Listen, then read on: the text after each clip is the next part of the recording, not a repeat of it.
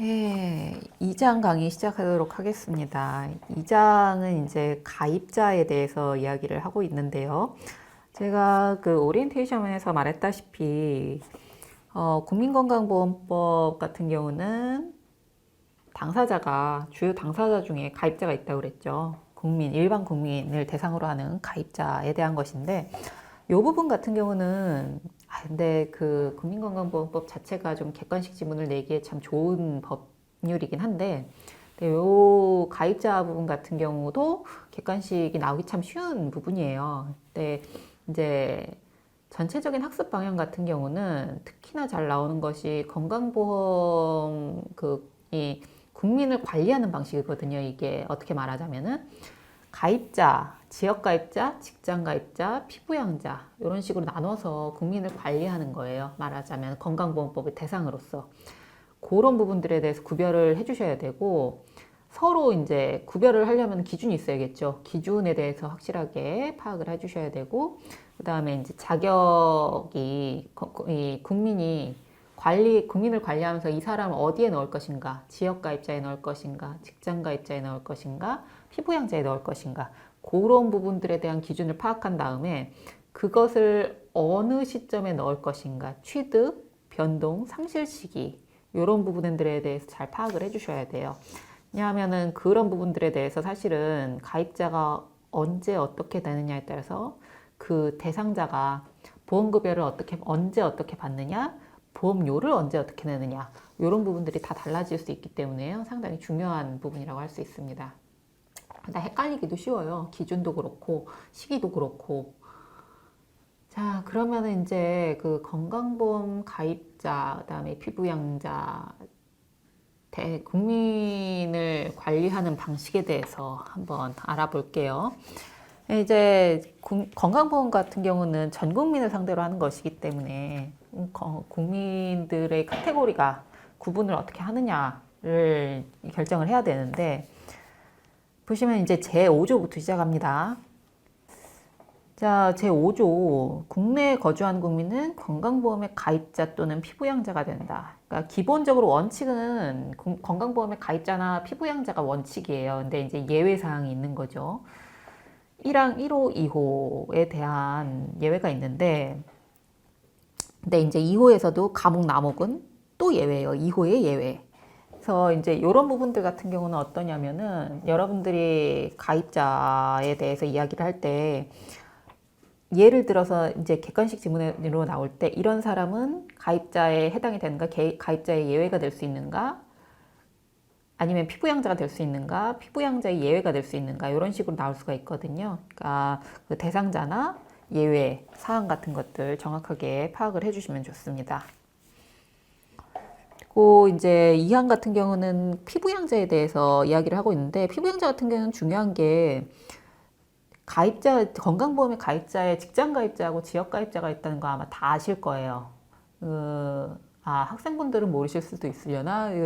직장가입자하고 지역가입자가 있는데, 피부양자 같은 경우는 직장가입자에게 생계를 유지하는 사람을 피부양자라고 불러요. 지역가입자는 아니에요. 지역가입자는 아니고 직장가입자에게 주로 생계를 유지하는 자.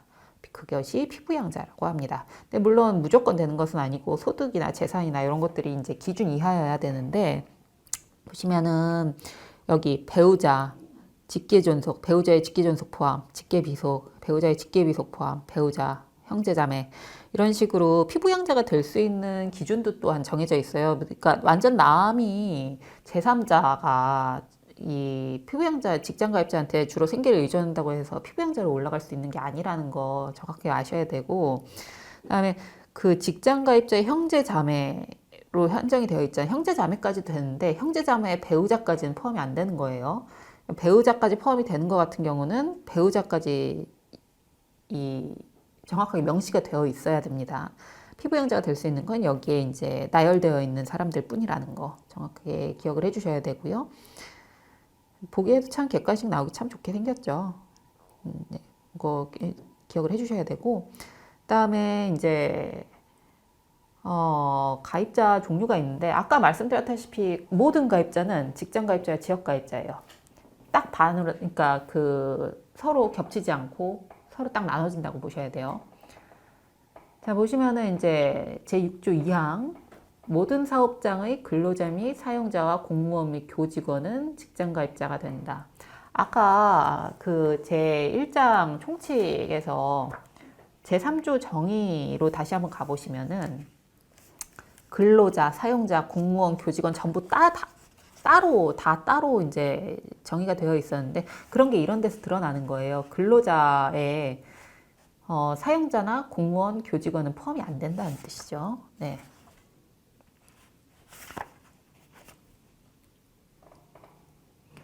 전부 다 따로고 보시면은 이제 교직원 같은 경우는 꼭 사립학교 교직원이라는 거 기억하시고 그래서 이제 모든 사업장이라는 거 기억해 주셔야 돼요. 모든 사업장의 그 근로자가 직장 가입자가 된다. 그런 거 기억하시고 그다음에 이제 예외 사항도 중요한데 고용 기간 1개월 미만 이런 거 수치 같은 거 중요하고 그다음에 예외 사항들 이게 객관식 4개이기 때문에 객관식 지문으로 나오기 참 좋죠. 예. 고용 기간이 1개월 미만이면 사업장에 취업했더라도 직장 가입자에는 해당이 안 됩니다. 그다음에 이제 제7조 사업장의 신고. 사업장 근로자가 근무하는 사업장 같은 경우는 사업장 자체가 휴업이나 폐업을 했거나 아니면 누군가를 고용해서 직장 가입자가 생겼을 경우에 14일 이내에 보험자에게 신고를 해야 되는데 여기에서 보험자 같은 경우는 공단을 얘기해요. 보건복지부가 아니라 건강보험공단이 보험자라는 거 기억을 해주셔야 되고 14일 이내라는 것도 기억을 하셔야 되고 그다음에 신고의 주체, 신고 의무자 또 역시 사용자라는 거 기억을 해주셔야 돼요. 그다음에 이제 제8조 같은 경우는 아까 말씀드렸다시피 여기에서부터 이제 자격의 취득, 변동, 상실, 시기 제일 중요한 것들 문제 나오기 좋은 것들이 나오게 되는데 가입자는 그러니까 1항에 보시면 원칙적으로 국내에 거주하게 된 날에 직장 가입자나 지역 가입자 무조건 가입자의 자격을 얻게 되는 거예요. 근데 이제 뒤에 나오는 4개 예외사항, 뒤에 나오는 4개 단서사항 같은 경우에는 해당하는 날에 자격을 얻게 된다는 거죠. 그러니까 이 변화가 생긴 날, 가입 같은 경우는 해당 당일, 변화가 생긴 당일, 이게 중요해요. 보시면은 이제 제외된 날, 자격을 잃은 날, 제외된 날, 신청한 날, 이런 식으로 되어 있죠. 그러니까 자격 취득 같은 경우는 무조건 당일이라고 기억을 하세요. 물론 상세사항을 기억해야 되겠지만 전체적으로 봤을 때 만약에 문제를 봤을 때 헷갈린다 하면은 당일이라고 생각을 하시고 그리고 만약에 1항에 따라 자격을 얻었을 때 직장 가입자의 사용자나 가입자, 지역 가입자의 세대주는 14일 이내 보험자 역시 공단에게 신고를 해야 된다는 거죠. 그러니까 직장 가입자일 경우에는 사업장의 사용자, 지역 가입자 같은 경우는 세대주. 그러니까 모든 신고의 의무자는 사용자나 세대주라고 생각을 하시면 돼요. 그리고 이제 제 구조로 넘어가면은 변동 시기가 나오는데 변동 같은 경우에는 좀 이제 복잡한 내용들이 많죠. 그러니까 지역 가입자에서 직장 가입자가 되기도 하고 직장 가입자에서 지역 가입자가 되기도 하고 자격의 변동이라 여기서 말하는 자격의 변동이라는 건 이제 가입자에서 탈락되거나 가입자가 되거나 이런 것이 아니고 가입자 내부에서 지역 가입자에서 직장 가입자가 되거나 이런 부분들에 대해서 이야기가 나오는 거예요.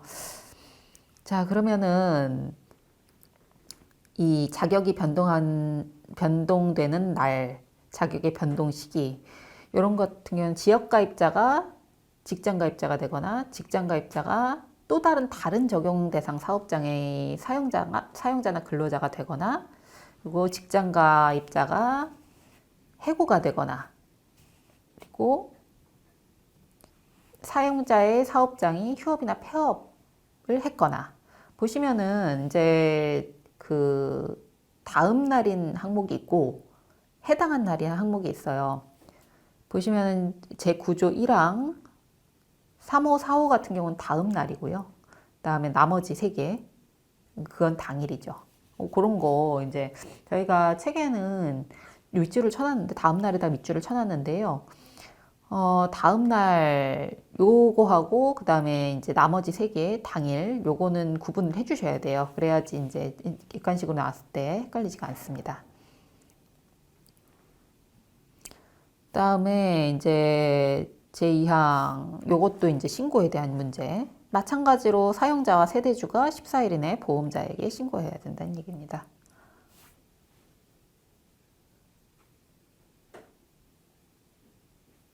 다음에 이제 제9조의 2, 제10조. 제10조로 넘어가죠. 자격의 상실 시기가 있는데 자격의 상실 시기 같은 경우에는 다음 날이 더 많죠. 이게 지금 23페이지 보시면 만약에 책 없으신 분들은 조문을 보셔도 되는데 제10조, 제1항, 그 다음에 1호, 2호, 3호 요거는 다음 날이고요. 4호, 5호는 된 날이죠. 이렇게 생각하시면 됩니다. 자, 이제 근데 주의를 하셔야 될 게 자격의 상실. 여러분이 생각할 때 자격의 변동에 직장 가입자나 지역 가입자가 피부양자로 들어간 거는 자격의 변동이라고 생각할 수가 있는데 이건 자격의 상실이라는 거 조금 기억을 해주시는 게 좋아요. 직장 가입자의 피부양자가 된 날은 자격의 상실 시기에 들어갑니다. 그리고 뒤에 적용배제 신청을 한 날. 그러니까 다음 날과 당일이 섞여 있죠. 섞여 있는 것들은 좀 주의를 해주셔야 돼요. 다음에 이제 자격을 잃은 날부터 또 역시 14일 이내에 보험자에 신고를 해야 된다는 거 주의를 해주시고요. 그러니까 전체적으로 신고는 거의 동일해요. 14일 이내에 공단에다 신고한다는 거. 사용자하고 세대주가.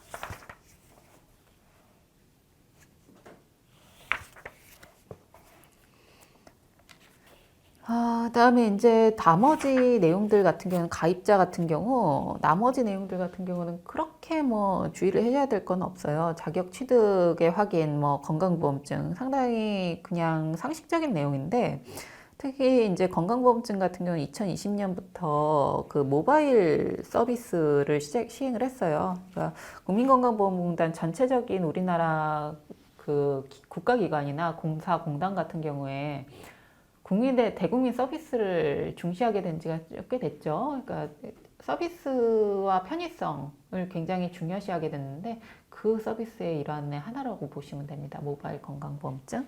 그러니까 그 모바일로 될 수 있다는 거 기억을 하시고요. 그러니까 국민건강보험법 가입자에서 제일 중요한 건 아무래도 이 상세 내용들이에요. 그러니까 제가 설명을 드릴 수 있는 부분들은 많지가 않고 여러분들이 이해를 하고 그 다음에 외우셔야 되는 부분들이 많습니다. 이게 그 1회독에서는 너무 무리하지 마시고 2회독쯤에 가서 전체적으로 이러이러하다라고 외우신 다음에 3회독쯤 가서 정확하게 서로 구분을 할 수 있도록 외워주시기 바랍니다. 처음부터 이걸 1회독부터 다 외우려고 그러면 진도가 안 나가요. 적당히 여유를 가지고 처음에는 읽어주시면 그래도 조금 편안하게 진도를 나가실 수 있을 거예요.